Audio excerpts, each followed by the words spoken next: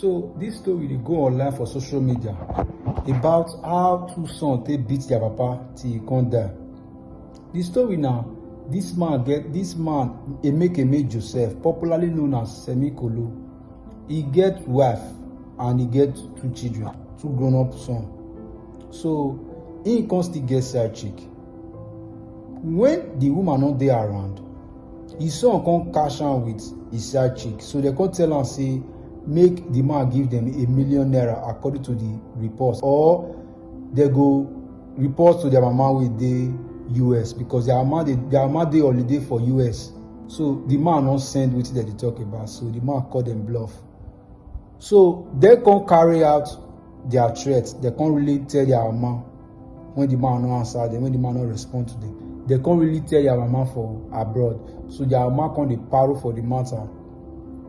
When the man go their mama depot, now he two son take drive and come out for there, they pursue and come out for that place. They tell him he come out. Then as he vex come out for there, he can go seize their car keys and the rest of them.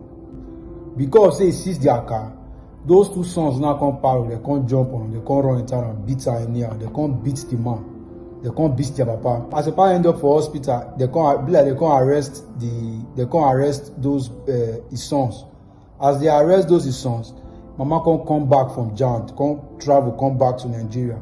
He can't go release her children from police station. Then he can't go hospital where the man for till they recover. He can't go discharge the man for hospital. He can't carry the man go house. And then the man for country die. The thing dey very ironic, it dey very sad. And this story, so this song, whether your papa get side chick or your papa no get side chick, no be you want judge am first, no be you go judge am. I guess the man don't try, don't take care of una. Not supposed to know better. But una come now because say una be the true son of una mama. Una come and run into our papa. Many people they talk saying that the man not wrong, why the man will go get side chick, why the man will go get side chick. That one on our opinion. So what if the man gets side chick? So what? When it go to death penalty or death sentence, say man gets side chick. When it go to death sentence, this whole preaching of monogamy now new thing for Africa. It not there before. Now new thing for Africa. This man died because of evil wife.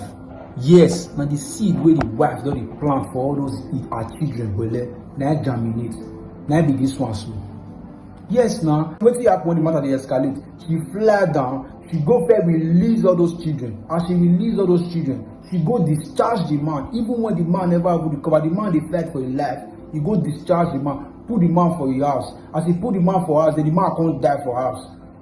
Then just few days after the man died, according to the report, she go change her name from all social media accounts. What is the purpose of that? You don't try to one live without the man. Why she do all those things? Don't be evil person be that one. What did the man do with the extent? With the way he take use all those keys, one go wonder. Now that man get those children. Now the man really get those children. Yes, now. Yes. If wish to ask, yes, there is a popular saying, mommy's baby, daddy's maybe. Because now woman go fit talk who get pikin. Those who grown up with weak sons, they be the result of their mama wickedness, their mama evil and deceit, manipulation. Now they be the result. Those boys don't even be small pikin again. Now be the thing. They even finish for altar. According to the reports, they finish school for altar. They don't be small pikin again. They be pampered brat. Una they go the jail, una mama they fight against the papa. Now why they fight the matter? Why I not stay in a place as keys? Then listen, you guys were manipulating and una be soft fools. People like una, now women they control. Una girlfriend must be control now because weak men like una they attract strong women. Now, I'm going to face the matter. If you really stand for something, why not they ask the man, maybe say the man bribe you? Why not go talk to the man, say I will not like the way you did the kids and all that, when I follow the man talk or when I follow on dialogue. Now they tell me they bribe you.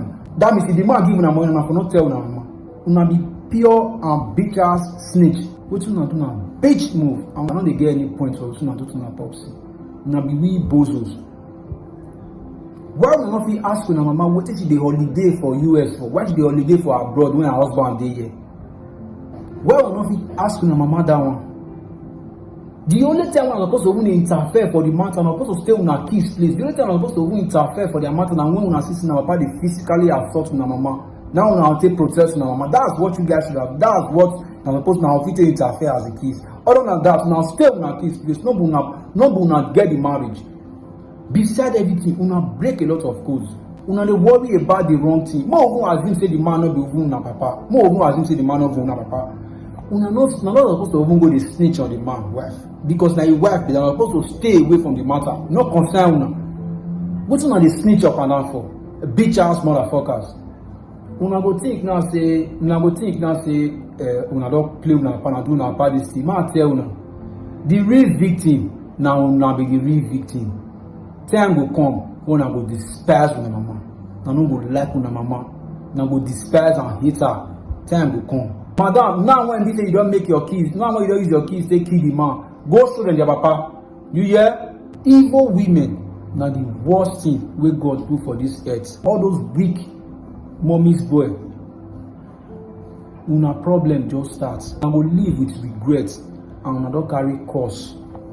And remember, the wages of sin now waiting.